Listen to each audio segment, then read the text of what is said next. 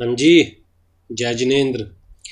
Guys, हमारा legal aptitude चल रहा है और ये लीगल एप्टीट्यूड की 24th क्लास है। लीगल एप्टीट्यूड में भी हमारा कंपनी लॉ चल रहा है और कंपनी लॉ की ये 9th क्लास है। ठीक है। जो स्टूडेंट्स फर्स्ट टाइम हमारी वीडियोस देख रहे हैं, मैं उनको इन्फॉर्म कर दूं कि हम ये सारी वीडियोस फ्री ऑफ कॉस्ट अपने यूट्यूब चैनल दीप ज्ञान क्लासेस पर अपलोड कर रहे हैं, तो कोई भी स्टूडेंट वहाँ पर इन वीडियोस को देख सकता है। सेकंड थिंग, नोट्स जो के लिए आप लोगों को हमारे व्हाट्सएप ब्रॉडकास्ट लिस्ट में ऐड होना पड़ेगा, जिसके लिए आप हमें एक रिक्वेस्ट सेंड करेंगे हमारे व्हाट्सएप नंबर पर 9811196732। इस नंबर पर आप हमें एक रिक्वेस्ट सेंड करेंगे, हमारा ये नंबर अपने मोबाइल में कॉन्टैक्ट लिस्ट में ऐड कर लेंगे, तो हम आपको व्हाट्सएप अपने ब्रॉडकास्ट लिस्ट में ऐड कर लेंगे और फिर आपके पास नोट्स के नोटिफिकेशंस आते रहेंगे। ठीक है जी। ऐसा नहीं है डेली बेसिस के ऊपर नोटिफिकेशंस आएंगे, हफ्ते में 2 बार या हफ्ते में 1 बार ही नोटिफिकेशंस हम सेंड करते हैं। हाँ जी। तो कंपनी लॉ में हम लोग टाइप ऑफ कंपनीज कर रहे थे, और private company, public company, 1 person company हम लोग डिस्कस कर चुके थे। उसके अलावा हम लोग सेक्शन 8 कंपनी डिस्कस कर चुके थे, गवर्नमेंट कंपनीज डिस्कस कर चुके हैं लास्ट क्लास में, foreign company, associated company, subsidiary company, ये सब हम डिस्कस कर चुके हैं, holding company as well as small companies.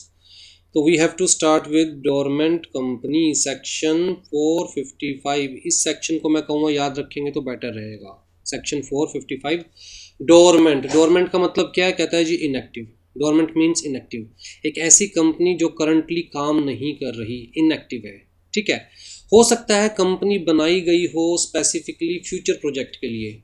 भाई मान के चलो कि मेरे माइंड में कोई कॉन्सेप्ट है, लेट्स से मैं कोई मेडिसिन बनाना चाहता हूँ, जिसमें मुझे लगता है 4 से 5 साल मेरे लग जाएंगे उसको प्रॉपरली डेवलप करके कमर्शियल प्रोडक्शन करने में। ठीक।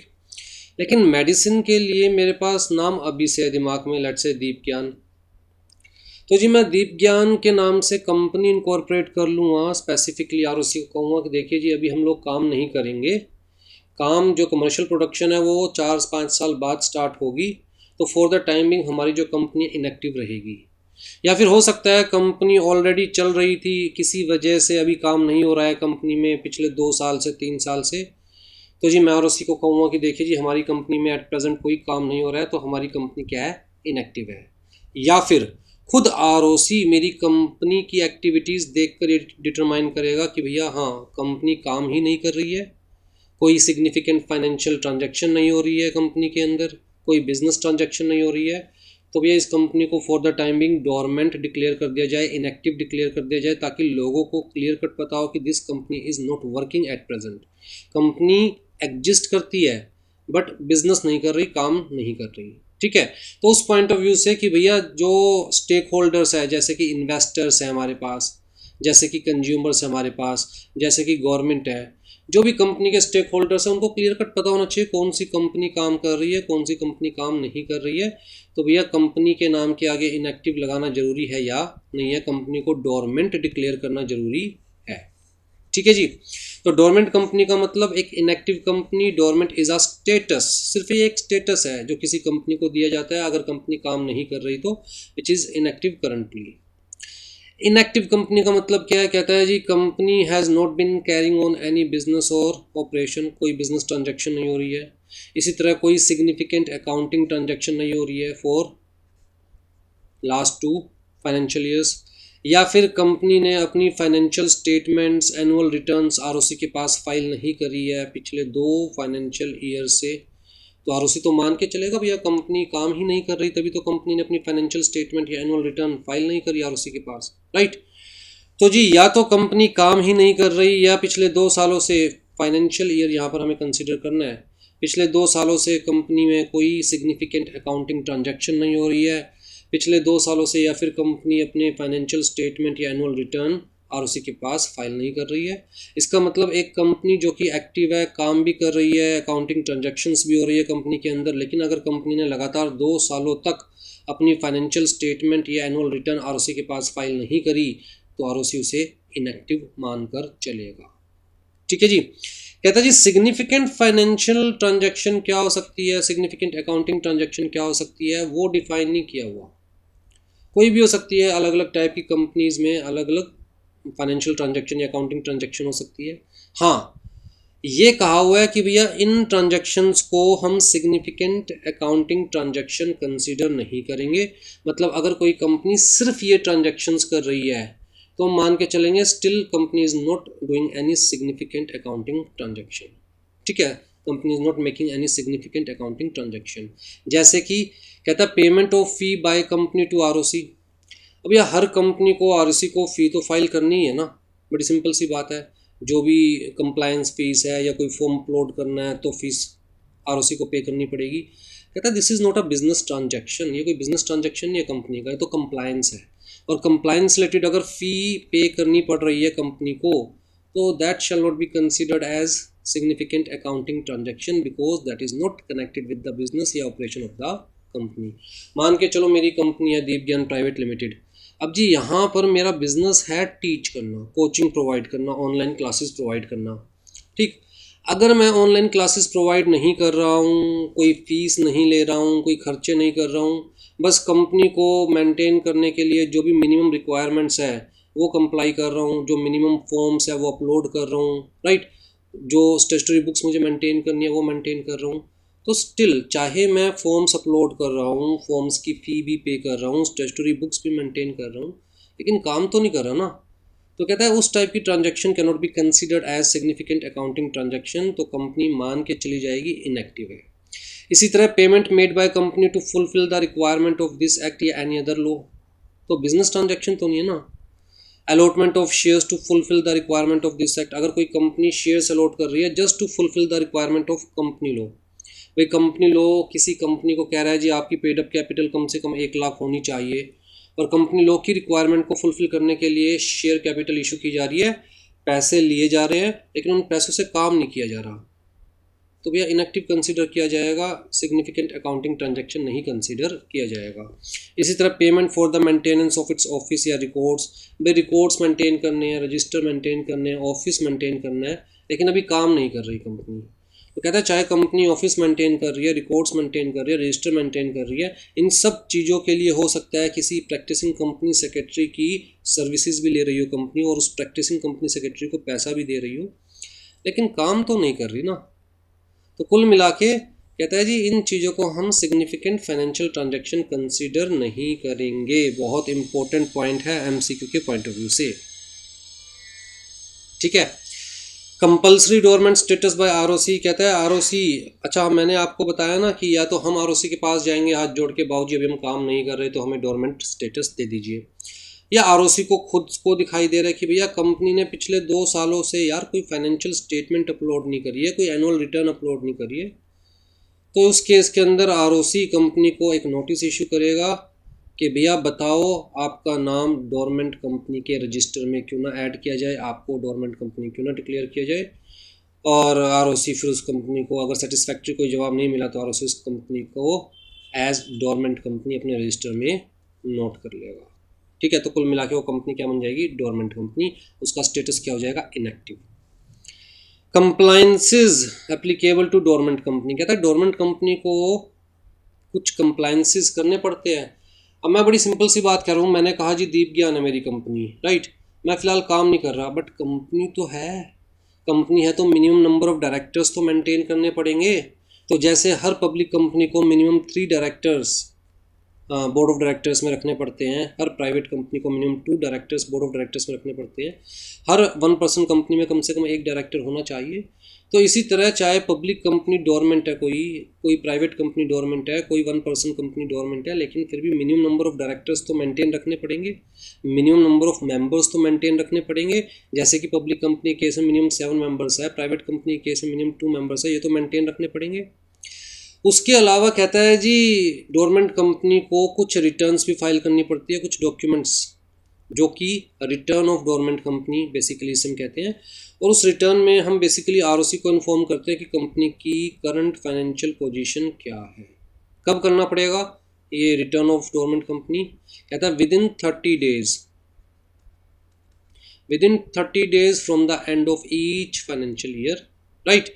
और ये जो फॉर्म है इसका, ऑल्दो आपके स्टडी मैट में नहीं दिया हुआ, इसका फॉर्म है MSC3। MSC stands for miscellaneous, right, क्योंकि गवर्नमेंट कंपनी से रिलेटेड जो रूल्स है वो मिसलिनियस में कवर होते हैं, तो MSC stands for miscellaneous. MSC3 इस फॉर्म में ये return of government company upload करनी होती है आरओसी के पास within 30 days from the end of each financial year, and this return shall be audited by a CA in practice। ठीक है, तो कुल मिला के CA ऑडिट करता है कि हाँ जी जो रिटर्न में लिखा हुआ है वो ठीक है, एक तरह से ऑथेंटिकेशन हो जाती है बाय प्रोफेशनल, तो वो ऑडिट करवा के इस फॉर्म में हमें अपलोड करनी है आरओसी के पास। फर्दर कहता है जी जो भी रजिस्टर्स मेंटेन करने होते हैं, जो भी एनुअल फीस पे करनी होती है हर कंपनी को, वो डोरमेंट कंपनी को भी करनी पड़ेगी to retain its dormant status in the register. अगर कंपनी ने ऐसा कुछ नहीं किया, जो मिनिमम रिक्वायरमेंट्स है वो कंप्लाई नहीं करी, तो कहता है कि भैया उस केस के अंदर आरओसी स्ट्राइक ऑफ कर देगा, कंपनी का नाम काट देगा कि कंपनी एग्जिस्ट नहीं करती, ख़त्म, राइट, तो आपकी कंपनी ख़त्म हो जाएगी। तो ROC shall strike off the name of the company from the register of government companies which has failed to comply with the requirements of this section, मतलब सेक्शन 455। आ जाइए जी, निधि कंपनी, निधि दीदी सुना है ना, निधि दीदी, सेक्शन 406 में कहूँगा, ये सेक्शन भी आप याद रखिएगा, राइट। निधि कंपनी, निधि कंपनी मत मान के चलिए, निधि दीदी मान के चलिए, एक ऐसी बड़ी दीदी जो हमें सेव करना सिखाती है, जो हमारी हैबिट डेवलप करती है, किस चीज़ की, सेविंग्स की, छोटे छोटे पैसे बचाओ और बाद में लाभ उठाओ, राइट। तो निधि कंपनी का मतलब एक ऐसी कंपनी जो कि अपने मेंबर्स को सिखाती है क्या, सेव करना।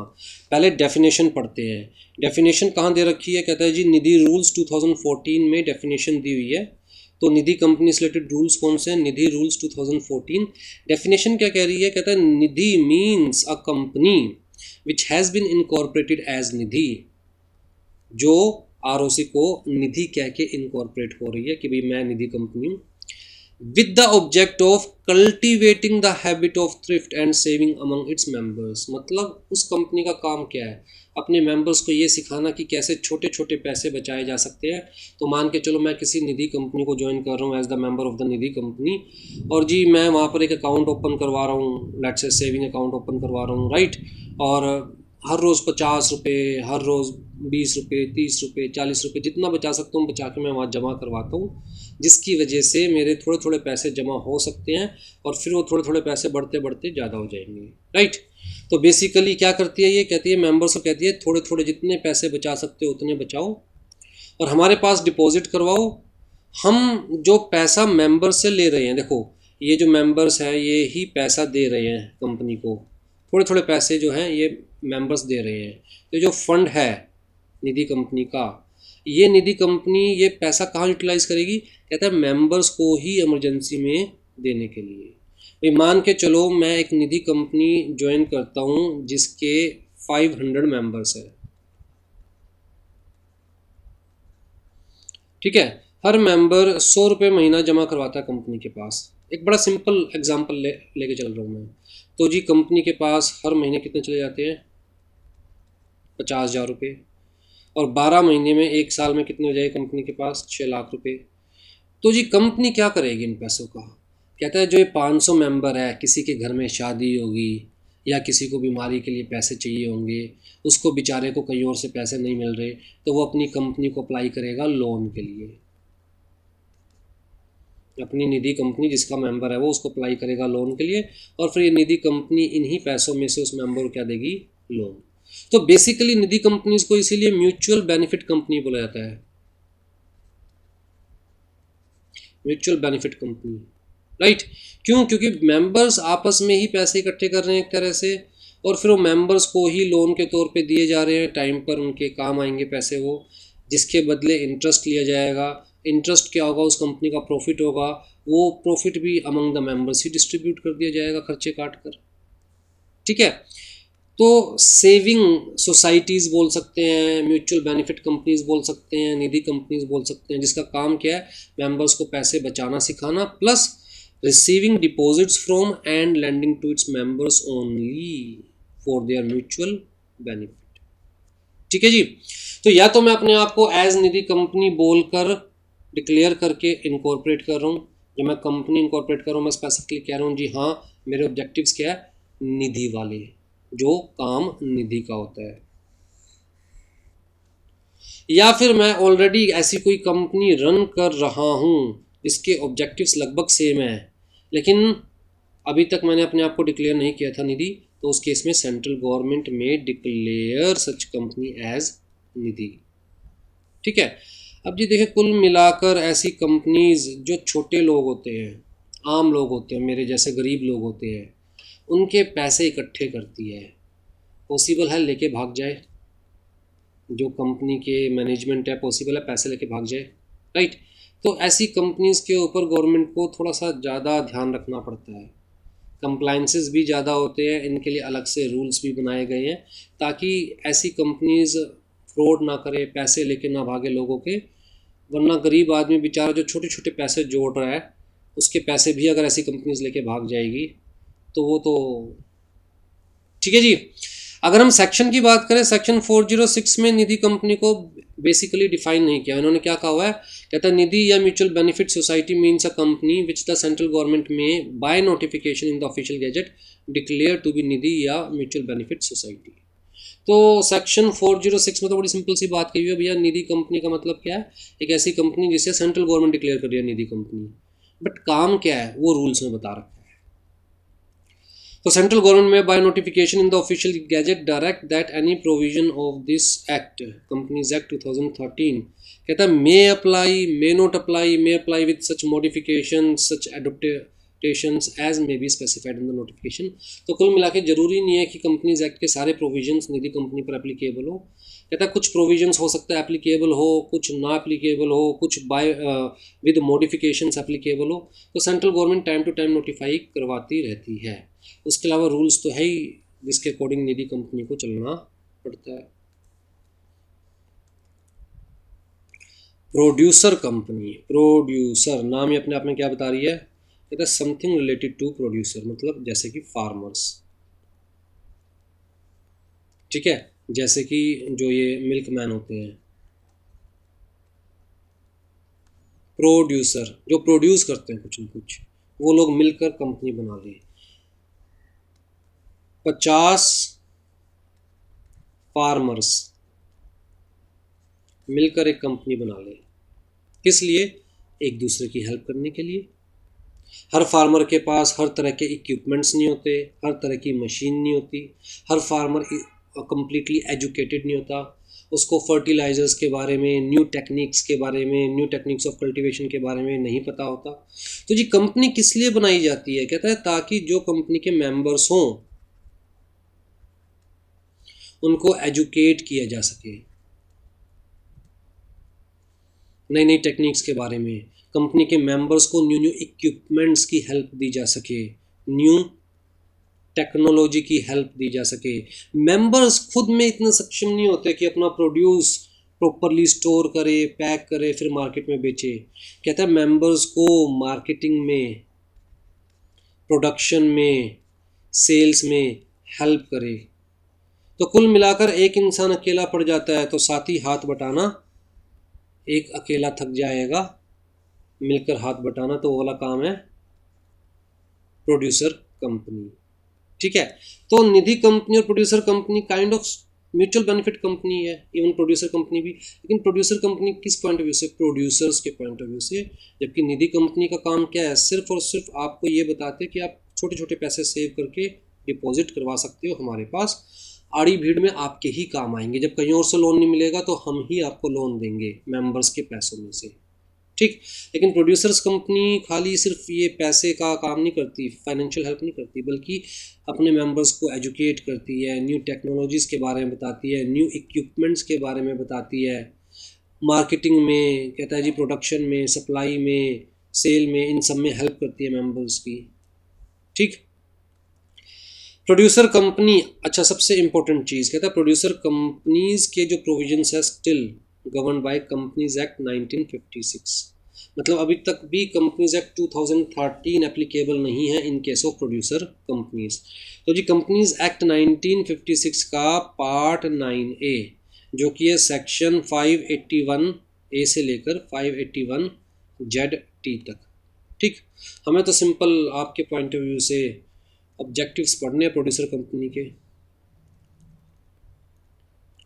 Membership of producer company is open to such people who themselves are the primary producers, which is an activity by which some agricultural produce is produced by such primary producers। तो जी कुल मिला के object क्या हो सकते हैं किसी भी प्रोड्यूसर कंपनी के, अगर आप एज प्रोड्यूसर कंपनी अपने आप को इनकॉर्पोरेट करवाना चाहते हो तो कहता है production, harvesting, procurement, grading, pooling, handling, marketing, selling, export of primary produce of members. तो मेंबर्स को हेल्प करेगी ना इन सब चीज़ों में, और इम्पोर्ट ऑफ गुड्स और services for the benefit of members, right. Processing including preserving, भाई एक गरीब फार्मर के पास इतनी टेक्नोलॉजी नहीं होती, इतना स्पेस नहीं होता, इतनी नॉलेज नहीं होती कि भैया अपनी फसल को कैसे प्रिजर्व करके रखे, बारिश का मौसम है तो हमें क्या स्टेप्स उठाने हैं, कहाँ लेके जाए फसल को, अभी बिक नहीं रही है तो क्या करना है, राइट। तो इन सब चीज़ों में क्या करती है वो, कहता है जी ड्राई करने में, डिस्टिल करने में, ब्रूइंग करने में, इन सब चीज़ों में हेल्प करती है कौन, प्रोड्यूसर कंपनी। एजुकेट भी करती है प्लस हेल्प भी करती है। Manufacturing, sale, supply of machinery, equipment, consumable mainly to its members. तो new new equipments, new new technologies educate करने का काम करती है जी।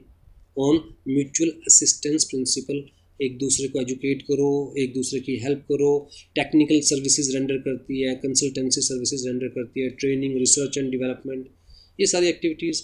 Generation, transmission, distribution of power किसके लिए, अपने मेंबर्स के लिए, क्योंकि खेतों में बिजली पहुंचाना बड़ा मुश्किल हो जाता है, इसी तरह खेतों में पानी पहुंचाना बड़ा मुश्किल हो जाता है।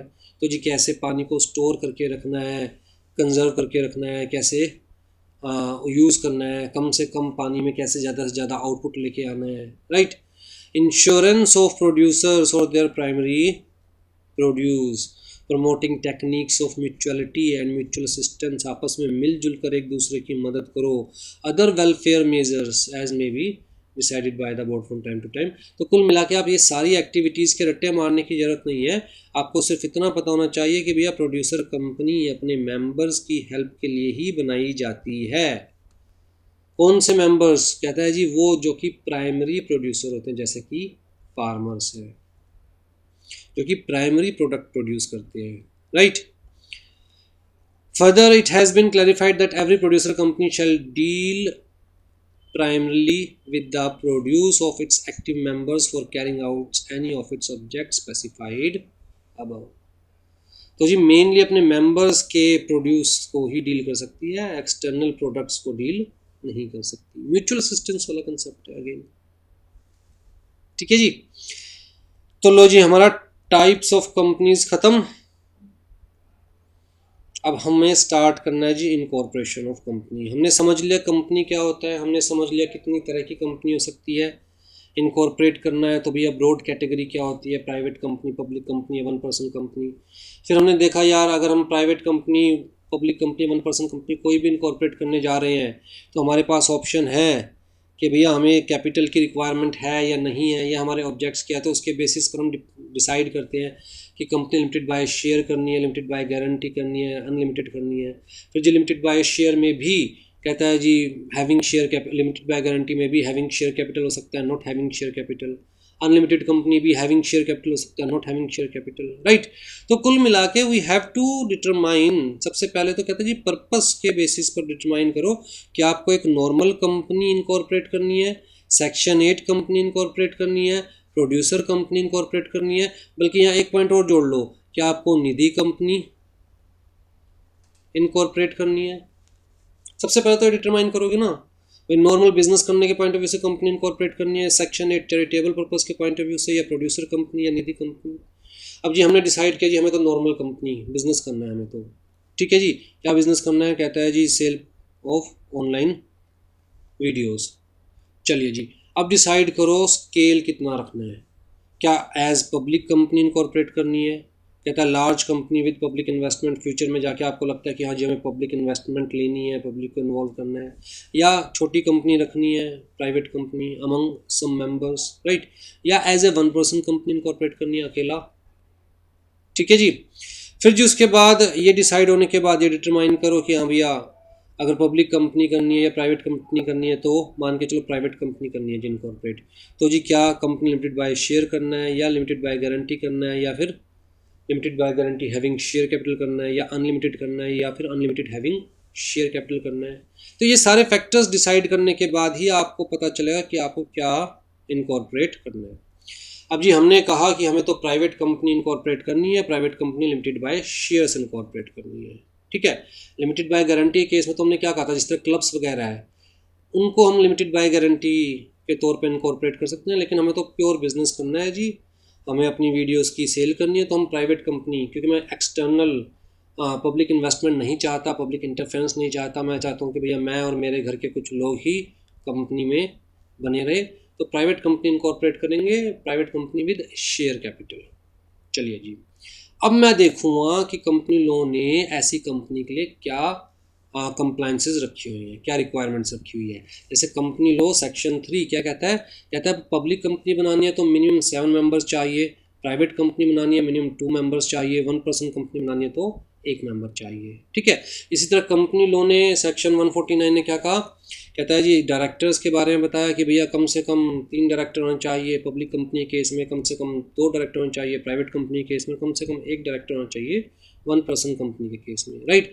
और साथ में ये भी बताया कि eight the time of incorporation maximum किसी भी कंपनी में 15 डायरेक्टर्स हो सकते हैं eight the time of incorporation. कहता है कंपनी इनकॉर्पोरेट कर लो, उसके बाद लगे कि नहीं 15 डायरेक्टर्स से भी ज़्यादा की रिक्वायरमेंट है, इतना काम है हमारी कंपनी में, तो आप अपॉइंट कर सकते हो, but at the time of incorporation you can appoint only maximum 15 directors, minimum की भी बता दी।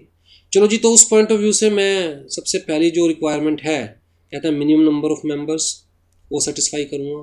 फिर जी मिनिमम नंबर ऑफ डायरेक्टर्स, वो सेटिस्फाई करूँगा।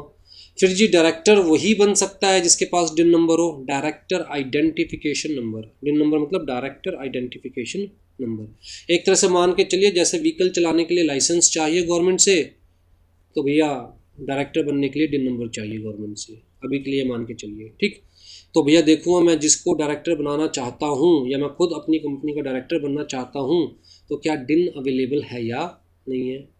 उसके बाद जी कंपनी का नाम क्या होगा, तो नाम डिटरमाइन किया, लो जी दीपकियान। तो जी आरओसी के पास अप्लाई करूँगा कि भैया मैं इस नाम से कंपनी इनकॉर्पोरेट करना चाहता हूँ, आरओसी चेक करेगा नाम डिज़ायरेबल है या नहीं है, किसी और कंपनी का नाम तो नहीं है, ये मिसलीडिंग तो नहीं है नेम। तो आरओसी जब इसे अप्रूव करेगा तब मैं इस नेम के बेसिस पर अपने एमओए एओए डिज़ाइन करूँगा, एमओए एओए में तो अपना नाम लिखूँगा ना कंपनी का। फिर जी जब सारे डॉक्यूमेंट्स हो जाएंगे मेरे पूरे, तब जी मैं जो फॉर्म बता रखा है कंपनी लॉ ने स्पाइस का INC 32, वो अपलोड कर दूँगा सारे डॉक्यूमेंट्स अटैच करके आरओसी के पास।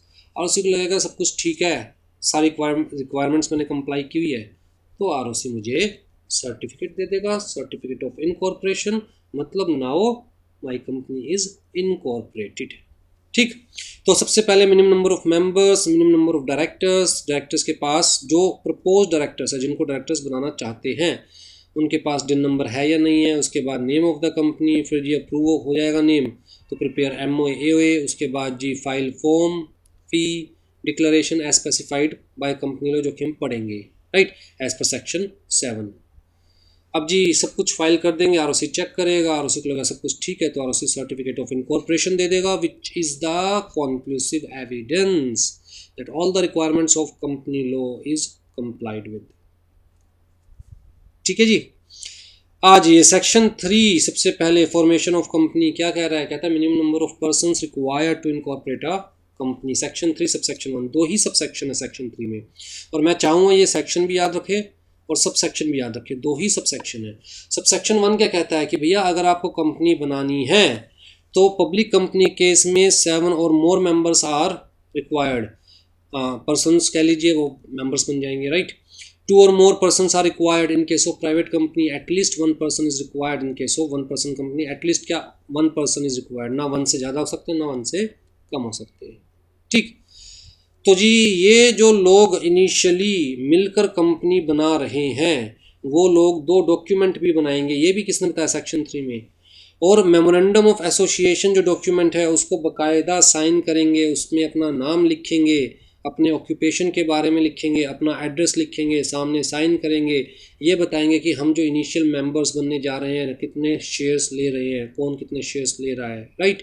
तो कुल मिलाकर जो आप एक तरह से एग्रीमेंट कर रहे हैं, MOA, AOA, constitution of the company, rule book of the company, कौन बना रहा है? कहता है इनिशियली जो ABCD ये 4 लोग मिलकर कंपनी बनाने की सोच रहे हैं, प्राइवेट कंपनी, ये चारों ही तो MOA AOA के टर्म्स एंड कंडीशंस डिसाइड करेंगे। तो भैया जब डिसाइड करोगे तो पीछे अपने साइन तो करोगे ना कि हाँ हमने डिसाइड किया था, बाद में मुकर ना जाए, बाद में ये ना कह दे हमसे धोखे से साइन ले लिया था। ठीक है जी। तो सबसे जो इम्पोर्टेंट चीज़ है याद रखने की, section 3 subsection 1, minimum 7 members are required to incorporate a public company, minimum 2 members are required to incorporate a private company, minimum 1 person, मतलब 1 person is required to incorporate a 1 person company, and those who are incorporating the company, those who want to become the initial members of the company shall subscribe MOA, means shall write the name, occupation, address in the MOA। उसके आगे मैं आपको बता देता हूँ कैसा format होता है। MOA की मान के चलिए सारी टर्म्स एंड कंडीशंस आ गई, जो भी 5-6 क्लॉजेस सब लिख दिए। उसके बाद लास्ट में एक शीट होती है, वो शीट ऐसे डिवाइडेड होती है। ठीक है, मान के चलो मैं भी कंपनी इनकॉर्पोरेट करने में इन्वॉल्व हूँ और कंपनी का इनिशियल मेंबर बनना चाहता हूँ, तो मैं लिखूँगा जी सबसे पहले अपना नाम, उसके बाद ऑक्यूपेशन, उसके बाद अपना एड्रेस, उसके बाद जी यहाँ पर मैं लिखूँगा number of shares I want to take. तो यहाँ पर डिटेल्स आ गई।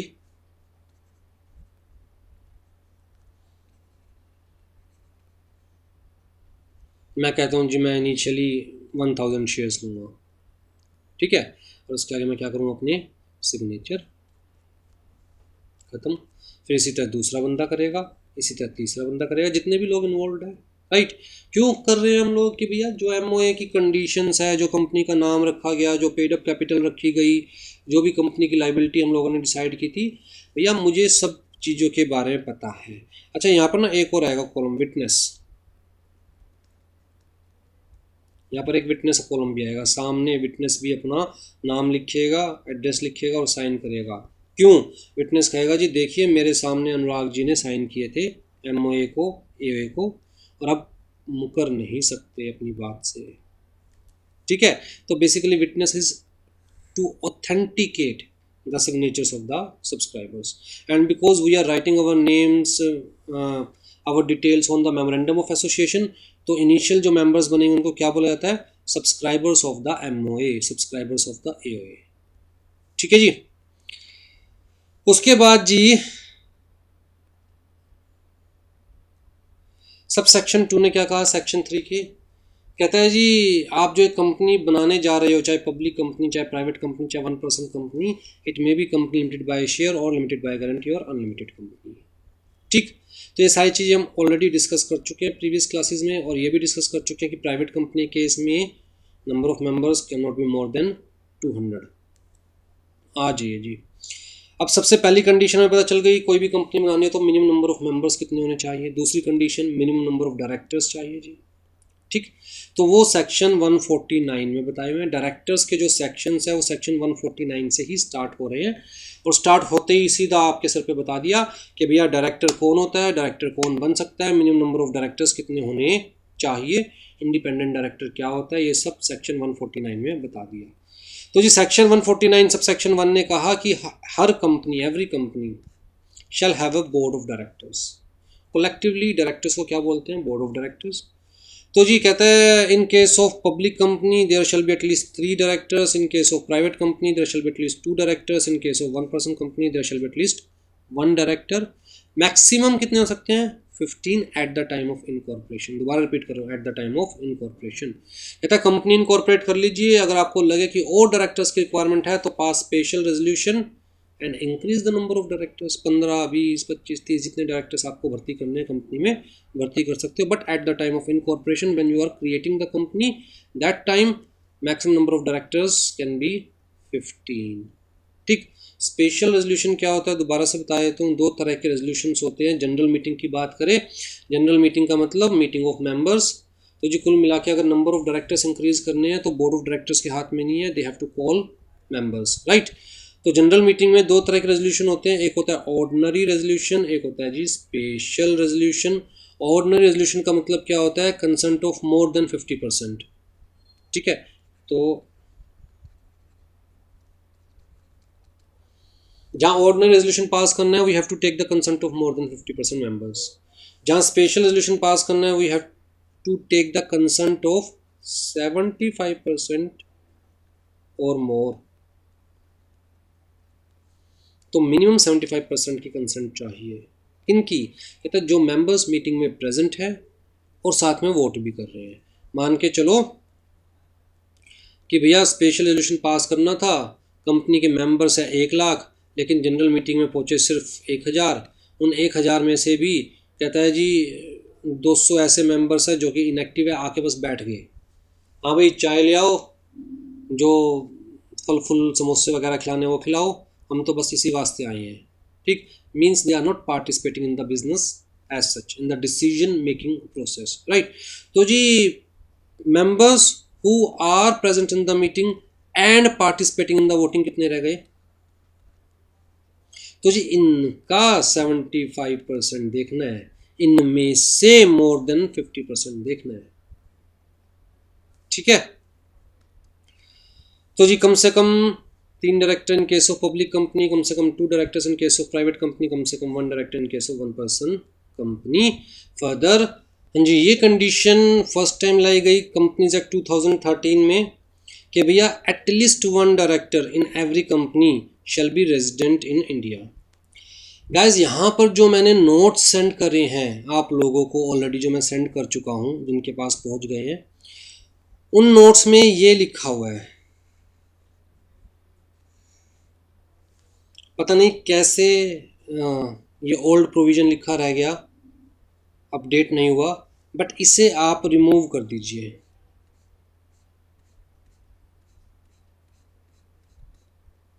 इसकी जगह अब न्यू प्रोविज़न आपको दिमाग में रखना है. इसको काट दीजिए और इस न्यू प्रोविज़न को दिमाग में रखिए. ओल्ड प्रोविज़न क्या कह रहा था, कहता every company shall have at least 1 director who has stayed in India for a total period of not less than 182 days, minimum 182 days in the previous calendar year, in the previous calendar year. इस condition को ख़त्म कर दिया गया. अब हमें क्या देखना है कि every company shall have at least 1 director who stays in India for a total period of not less than 182 days. वो तो सेम है, minimum 182 days during the financial year, during the financial year. तो जी प्रीवियस कैलेंडर ईयर का नहीं देखना. ऐसा थोड़ी ना है किसी को अगर इंडिया में आके कंपनी बनानी है तो 1 साल पहले आके वो इंडिया में 182 डेज बिताएगा, तब जाके अगले साल वो कंपनी बना पाएगा. बड़ी दिक्कत वाला काम हो जाएगा ये तो, इसलिए इसे हटा दिया गया. वो कहते हैं जिस साल आप कंपनी बना रहे हो, जिस फाइनेंशियल ईयर में कंपनी बना रहे हो, उस फाइनेंशियल ईयर में कम से कम एक डायरेक्टर का इंडिया में स्टे कम से कम कितना होना चाहिए, मिनिमम 182 डेज. तो ये न्यू प्रोविज़न आप ये ओल्ड वाला काट के न्यू प्रोविज़न लिख लीजिएगा. ठीक. और यहाँ पर इन्होंने बड़ी सिंपल सी बात कही, कहता मान के चलिए कि आप कंपनी बनाने आए इंडिया में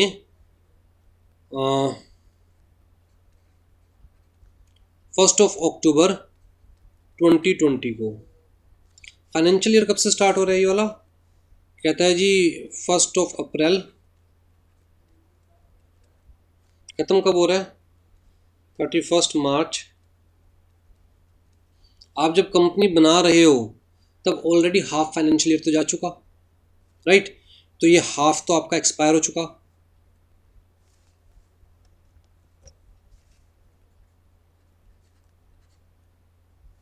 स्मॉल में लिख देते हैं.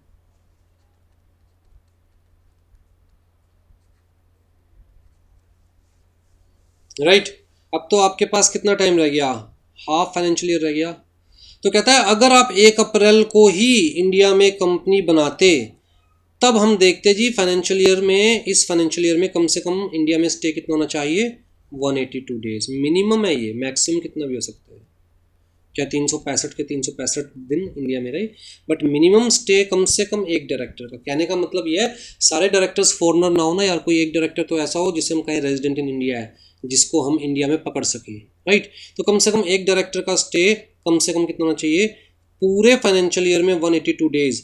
लेकिन अगर आप कंपनी इनकॉर्पोरेट कर रहे हो आधा फाइनेंशियल ईयर जाने के बाद, तो भैया अब आपको इस कंडीशन को भी आधा कर देना है, प्रपोर्शनेट कर देना है। तो जी अगर आप 1 अक्टूबर 2020 को कंपनी बना रहे हैं, तो डायरेक्टर कम से कम एक डायरेक्टर का स्टे कितना होना चाहिए इंडिया के अंदर, 91 डेज। अगर मान के चलो 3/4 साल जाने के बाद आप कंपनी बना रहे हैं, लेट्स से 1 जनवरी 2021 को आप कंपनी बना रहे हैं, तो कहता है 3/4 फाइनेंशियल ईयर तो जा चुका, आप कितना रह गया, 1/4।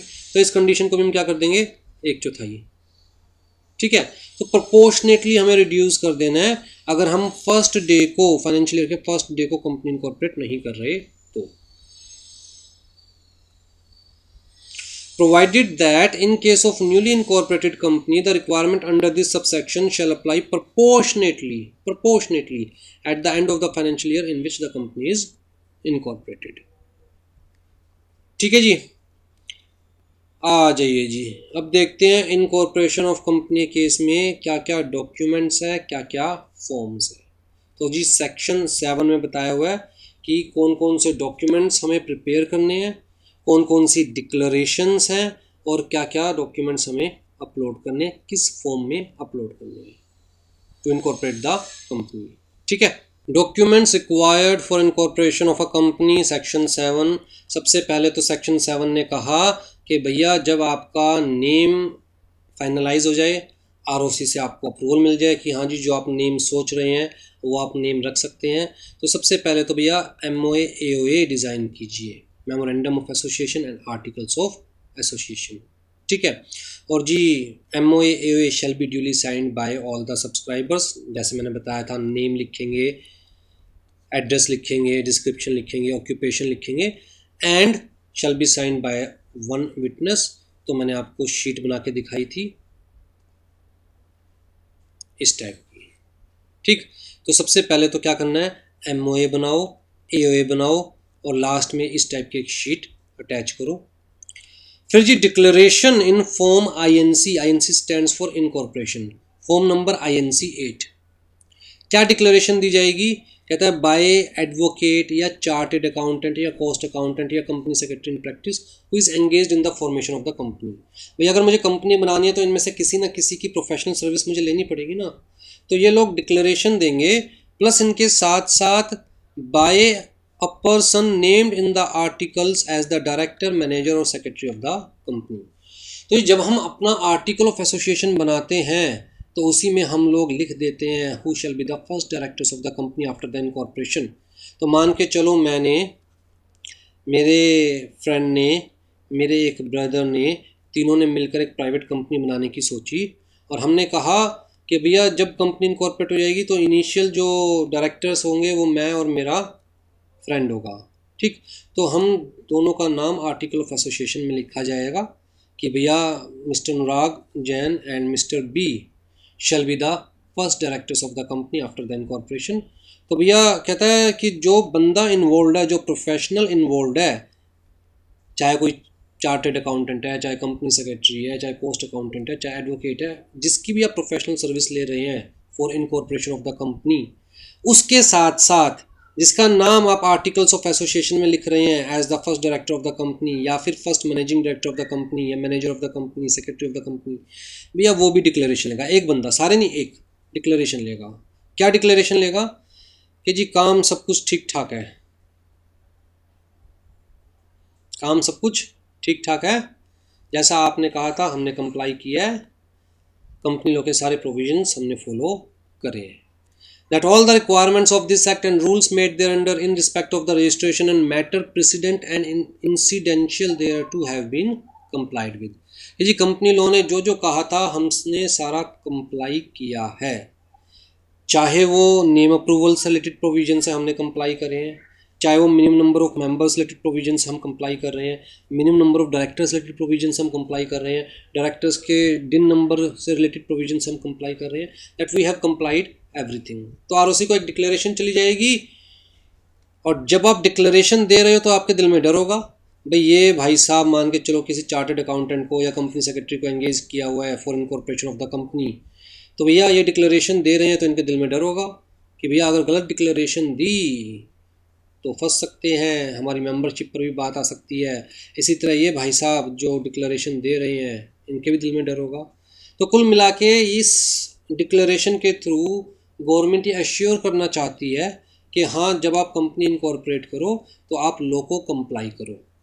तो जो चेकिंग या वेटिंग की रिक्वायरमेंट है at the end of government, at the end of ROC, वो थोड़ी कम हो जाएगी, उनको माथापच्ची कम करनी पड़ेगी हर चीज़ को चेक करने के लिए, राइट। फिर जी एक डिक्लेरेशन जाएगी in form number INC 9। INC 9 में कौन सी डिक्लेरेशन जाएगी कि हम चोर नहीं है। लोग कहता है चोरों को कंपनी बनाने की परमिशन नहीं है, company can be incorporated only for a lawful purpose. Section 3 ध्यान से देखिएगा, लॉ में ना एक एक वर्ड की इंपॉर्टेंस होती है। सेक्शन 3 क्या कह रहा है, a company may be formed for any lawful purpose. Law कहता है जी company can be incorporated only for a lawful purpose, इसलिए चोरों को कंपनी बनाने की इजाज़त नहीं है।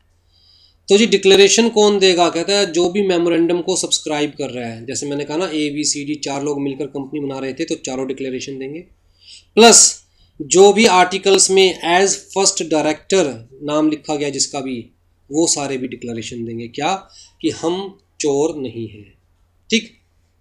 That he is not convicted of any offence in connection with the promotion, formation या मैनेजमेंट ऑफ द कंपनी, और he has not been found guilty of any fraud या फिर any misfeasances, any breach of duties to any company under this act और any previous company law during preceding 5 years, 5 साल, पिछले 5 साल से हमें इस लॉ के अंदर ना फ्रॉड के लिए, ना ब्रीच ऑफ ट्रस्ट के लिए, विश्वासघात के लिए हमें गिल्टी नहीं पाया गया, ठीक है। 5 साल पहले पाया गया था तो लॉ मान के चल रहा है यार 5 साल का जो ड्यूरेशन मिल गया बीच में, अब तो सुधर ही गया होगा इंसान, ठीक है।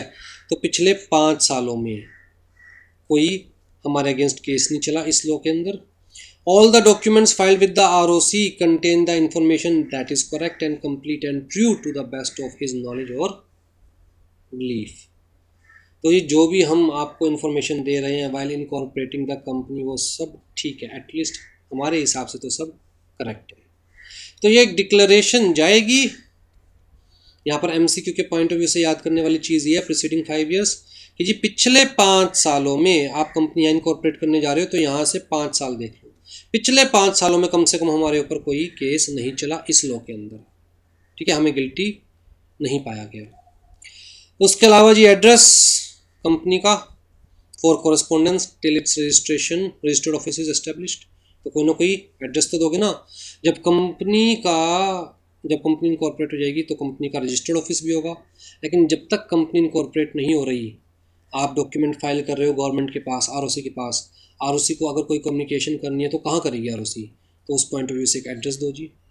उसके अलावा कहता है जी पर्टिकुलर्स ऑफ सब्सक्राइबर के कंप्लीट पर्टिकुलर, लो को गवर्नमेंट को पता होना चाहिए कि जो लोग कंपनी इनकॉर्पोरेट कर रहे हैं उनकी पूरी डिटेल में देखिए, कहता है नेम इंक्लूडिंग सरनेम और family name, residential address, nationality और बहुत सारे पर्टिकुलर्स हैं जो कि बेसिकली रूल में बताए हुए हैं, इनकॉर्पोरेशन रूल्स में बताए हुए हैं।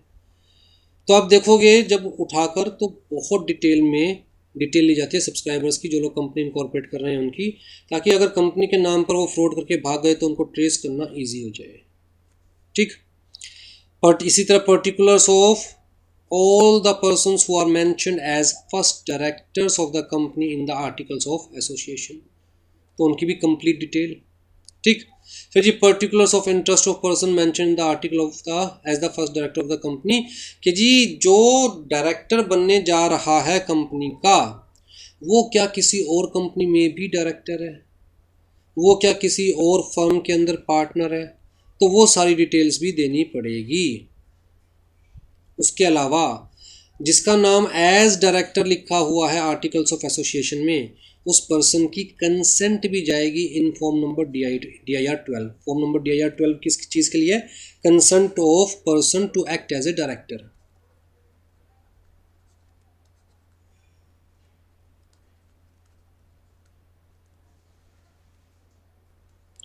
भाई जिस तरह मान के चलो मेरा नाम लिख दिया, अरे भैया मेरी कंसेंट लिया नहीं लिया कि मैं कंपनी का डायरेक्टर बनना चाहता हूँ नहीं चाहता, राइट? तो भैया उस बंदे की कंसेंट भी लेनी ज़रूरी है। तो रिटर्न में ये जो DIR 12 है ये ई फॉर्म नहीं है, बेसिकली फॉर्मेट दे दिया है कि भाई इस फॉर्मेट के अंदर आप कंसेंट ले लीजिए बंदे की कि हाँ आप जिसका नाम लिख रहे हो as the director, first director of the company, वो एक्चुअल में रेडी है कंपनी का डायरेक्टर बनने के लिए, तो उसकी रिटर्न कंसेंट ROC के पास अपलोड कीजिए। लो जी, ये सारे डॉक्यूमेंट्स, ये सारी इन्फॉर्मेशन प्रिपेयर कर लीजिए, MOA प्रिपेयर कर लीजिए, AOA प्रिपेयर कर लीजिए, ये डिक्लेरेशंस जो कि फॉर्म नंबर INC 8 में जानी है, फॉर्म नंबर INC 9 में जानी है, ये डिक्लेयर कर लीजिए। फॉर्म नंबर INC 8 में सिंपल सी चीज़ कि yes we have complied with all the requirements of company law. Form number INC 9 में सिंपल सी चीज़ कि हम चोर नहीं हैं, पिछले 5 सालों में इस लॉ के अंदर हमें गिल्टी नहीं पाया गया है, ठीक है। तो बाकी सारी डिटेल्स पर्टिकुलर सब्सक्राइबर्स की, फर्स्ट डायरेक्टर की कंसेंट है फॉर्म नंबर DIR 12 में, ये सब इकट्ठा करो। और एक फॉर्म है ई फॉर्म, कौन सा फॉर्म है? ई फॉर्म, फॉर्म नंबर INC 32, ई फॉर्म जिसे हम क्या बोलते हैं? स्पाइस।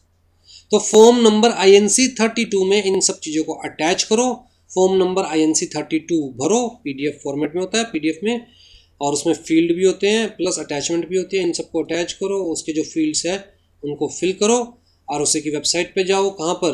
कहता है जी MCA.gov.in पे जाओ और वहाँ जाकर अपलोड कर दो, ठीक है जी। अगर सब कुछ ठीक ठाक होगा और ROC को लगेगा हाँ आपने सारे लॉ कंप्लाई किए हैं, आप चोर नहीं हो, आपकी सारी इन्फॉर्मेशन करेक्ट है, तो ROC आपको आपकी कंपनी को रजिस्टर कर लेगा और एक सर्टिफिकेट ऑफ इनकॉर्पोरेशन आपको मेल कर देगा। सर्टिफिकेट ऑफ इनकॉर्पोरेशन जिस फॉर्मेट में मेल किया जाता है उस फॉर्मेट को नाम दिया गया है form number INC 11। Form number INC 11, certificate of incorporation का फॉर्म क्या? फॉर्म नंबर INC 11, ठीक। और साथ में कह दिया गया भैया ROC ने एक बार ये सर्टिफिकेट इशू कर दिया तो मान के चला जाएगा कि आपकी कंपनी इनकॉर्पोरेट हो गई, फिर कोई डाउट नहीं रहा। Means certificate of incorporation is the conclusive evidence of the incorporation of the company, ठीक। अब जी सर्टिफिकेट ऑफ इनकॉर्पोरेशन में एक कॉर्पोरेट आइडेंटिटी नंबर भी दिया जाएगा। कॉर्पोरेट आइडेंटिटी नंबर, जिसे हम क्या बोलेंगे, एक यूनिक नंबर दे दिया गया आपकी कंपनी को। ROC आपकी कंपनी को उस यूनिक नंबर से ही पहचानेगा। क्यों? क्योंकि वो किसी और कंपनी का हो ही नहीं सकता। तो ROC के डेटाबेस में जो भी आपकी कंपनी की डिटेल होगी वो सब उस यूनिक नंबर से ही फीड की जाएगी। जैसे ही आप वो यूनिक नंबर डालोगे, सिन नंबर डालोगे, कंपनी की सारी डिटेल खुलकर आ जाएगी, ठीक है जी। बस कंपनी बन गई तो अपना एक रजिस्टर्ड ऑफिस बनाइए, उसका भी टाइम पीरियड दे रखा है सेक्शन 12 में, बट यहाँ मैं अभी डिस्कस नहीं कर रहा हूँ, आपके सिलेबस में नहीं है। और काम चालू कीजिए और जो भी कंपनी लोग के अंदर रजिस्टर्स है, रिपोर्ट्स है, रिक्वायरमेंट्स है, वो सब मेंटेन कीजिए, ठीक है जी। अगर गलत इन्फॉर्मेशन दी तो यहाँ डिक्लेरेशन दे रहे हो ना सारे के सारे कि जी हाँ हम झूठ नहीं बोल रहे, हम सच बोल रहे हैं। अगर गलत इन्फॉर्मेशन दी तो कहता है एक्शन लिया जाएगा अंडर सेक्शन 447। देखिए जी सेक्शन की हेडिंग देखिए क्या है, पनिशमेंट फॉर फ्रॉड। तो सेक्शन क्या कह रहा है कि भैया और किसी भी सेक्शन में कोई भी लाइबिलिटी बता रखी हो, कोई भी पनिशमेंट बता रखी हो, कोई भी फाइन बता रखा हो, उसके अलावा any person who is found to be guilty of fraud involving, यहाँ पर क्या दे रखा है, जो आप फ्रॉड कर रहे हो उसकी अमाउंट कितनी है। अगर फ्रॉड की अमाउंट है एटलीस्ट 10 लाख रुपीज़ और 1% of the turnover of the company which ever is lower, तो उस केस में punishable with the imprisonment for a term which shall not be less than 6 months but which में extend to 10 years, right. तो जो आप fraud किया है आपने, अगर उस फ्रॉड में अमाउंट इन्वॉल्व है कम से कम 10 लाख रुपए, या जिस कंपनी में फ्रॉड किया उस कंपनी की टर्नओवर का कम से कम 1%, ये दोनों देखिए और ये देखिए इन दोनों में से कौन सा लोअर है, वही लिमिट वैलिड हो जाएगी। ठीक, मतलब क्या है, कंपनी की 1% टर्नओवर आ रही है 1 लाख रुपए, तो 10 लाख रुपए और 1 लाख रुपए, आपने फ्रॉड किया 2 लाख का, तो जी 1 लाख से ऊपर का फ्रॉड किया है, राइट। 1% ऑफ टर्नओवर से ऊपर का फ्रॉड किया है। हमें क्या देखना है,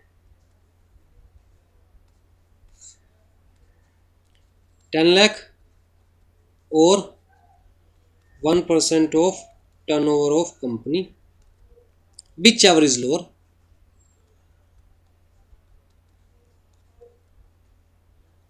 मैं कहता हूं जी टर्नओवर कितनी है कंपनी की, 1% टर्नओवर कितनी आ रही है कंपनी की, 2 लाख।